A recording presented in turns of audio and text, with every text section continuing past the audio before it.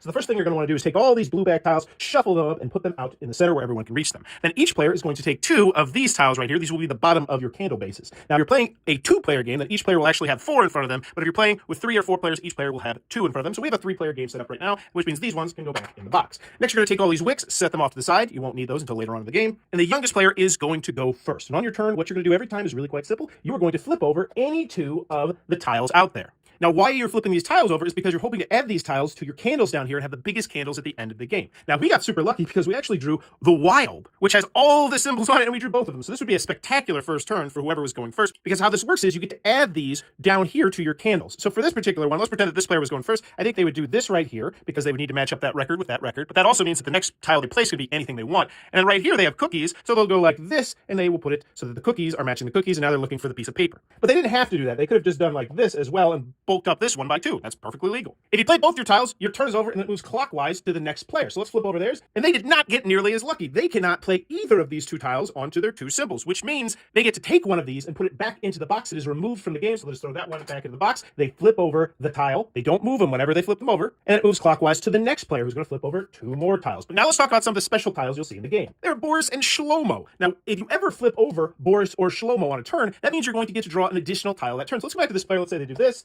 and they say, oh, since I drew Shlomo, I get to draw a 3rd tile. Now, this was kind of a worst case scenario for this player right here because they still cannot play either of those 2 tiles right here, which means they're not actually going to get to use Shlomo's ability. Because what Boris and Shlomo do is that at the end of your turn, you can place a wick on top of one of your candles as long as you have at least 1 tile on the candle. You can't do this right here. Unfortunately, that's illegal. So this player is not actually going to get to use Shlomo's ability. But they do still get to throw out 1 tile because they couldn't use either of them. And you don't ever have to light up a candle. Let's pretend that this player had actually had this right here. They wouldn't be forced to light this candle, but they could. And the reason why you'd want to light that is because that means that you're going to have at least 1 victory point. This one would be 2 victory points, 3 victory points, so on and so forth. But that's not what happened. So let's deal with the end of a turn where you draw Boris or Shlomo. As per normal, you're going to flip over all the regular tiles, but then when you're about to flip over Boris or Shlomo, you get to mix them up. You can put wherever you want, and bada boom, now it's mixed in.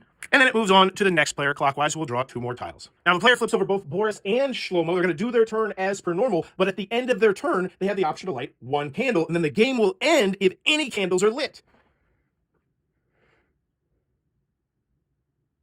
The game can also be over if every single player's candle is lit. So in this particular example, if 6 candles were lit down here. But when the game ends, each player is going to add up the tiles on their lit candles only. So let's take a look at a scoring example to show you how it works. This player would have 2 points, 1, 2, they're both lit. This player would also have 2 points, 1, 2, lit. This is worth nothing. And this player would have 0 points because they weren't able to light that candle. Now, in the case of a tie like this, you also look for any unlit candles. Whoever has the most on their unlit candles breaks the tie and wins the game. And if it's still tied, the players share the victory.